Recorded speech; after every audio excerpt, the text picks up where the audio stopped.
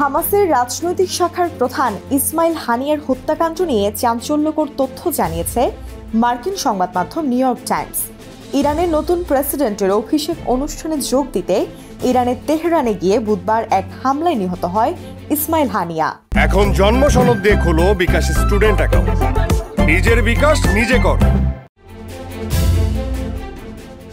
এক সূত্রের বরাত দিয়ে সংবাদ মাধ্যমটি জানিয়েছে, তেহরানের যে গেস্ট হাউসে হানিয়া অবস্থান করছিল সেখানে প্রায় 2 মাস আগে থেকে একটি বিস্ফোরক ডিভাইস পেতে রাখা হয়েছিল, আর সেটি ব্যবহার করেই তাকে হত্যা করা হয়েছে। যদিও এর আগে অন্যান্য আন্তর্জাতিক গণমাধ্যমের প্রতিবেদনে বলা হয়েছিল ক্ষেপণাস্ত্র হামলায় নিহত হয়েছে হানিয়া। 2 ইরানি এবং একজন মার্কিন কর্মকর্তা সহ মধ্যপ্রাচ্যের 7 কর্মকর্তার বরাত দিয়ে প্রতিবেদনে বলা হয়েছে, হত্যার প্রায় 2 মাস আগে তেহরানের ওই গেস্ট হাউসে বোমাটি লুকিয়ে রাখা হয়। হানিয়া সে কক্ষে অবস্থান করছে। এই বিষয়টি নিশ্চিত হওয়ার পর দূর থেকে রিমোট কন্ট্রোলের মাধ্যমে বোমার বিস্ফোরণ ঘটানো হয়। বিস্ফোরণ এতটাই শক্তিশালী ছিল যে এতে ভবন কেঁপে ওঠে এবং কিছু জানালা ভেঙে যায়। বাইরের একটি প্রাচীরও আংশিক ধসে পড়ে। তবে কিভাবে বোমাটি গেস্ট হাউসে লুকিয়ে রাখা হয়েছিল তা স্পষ্ট নয়। ইরানের 2 কর্মকর্তার বরাত দিয়ে নিউ ইয়র্ক টাইমস আরও জানায়, ফিলিস্তিনি ইসলামিক জিহাদের নেতা জিয়াদ আল নাখালা ইসমাইল হানিয়ার পাশের কক্ষে অবস্থান করছিল। তাদের মতে নির্দিষ্ট তথ্যের ভিত্তিতেই হানিয়াকে লক্ষ্য করে বিস্ফোরণটি ঘটানো হয়, কারণ বিস্ফোরণে তার কক্ষের খুব বেশি ক্ষতি হয়নি। তাই বোঝাই যায় এটি খুবই পরিকল্পিত হত্যাকাণ্ড। মধ্যপ্রাচ্যের কর্মকর্তারা বলেছে, হত্যাকাণ্ডের পরিকল্পনা করতে কয়েক মাস সময় লেগেছে এবং কম্পাউন্ডে ব্যাপক নজরদারির প্রয়োজন হয়েছিল।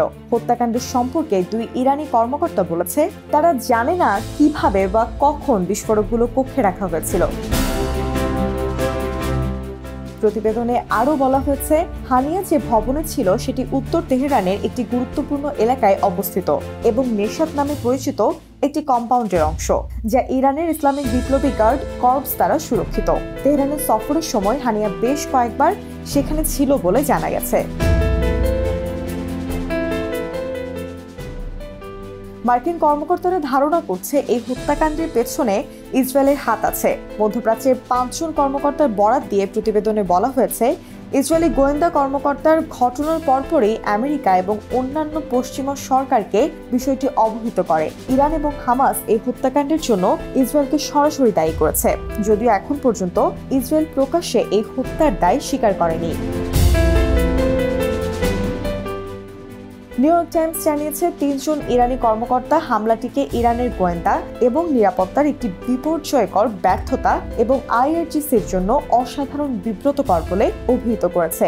আইআরজিসি গোপন বৈঠক এবং হানিয়ার মতো বিশিষ্ট অতিথিদের আতিথেয়তা করার জন্য তাদের কম্পাউন্ডটি ব্যবহার করে থাকে। এদিকে ইরানের সর্বোচ্চ ধর্মীয় নেতা আয়াতুল্লাহ আলী খামেনি ইসরায়েলের সরাসরি হামলার নির্দেশ দিয়েছে। প্রতিশোধ নেওয়ার প্রতিশ্রুতি দিয়ে খামেনি বলেছে, হানিয়ার মৃত্যুর প্রতিশোধ নেওয়া ইরানের কর্তব্য, কারণ এই হামলা ইরানের মাটিতে ঘটেছে।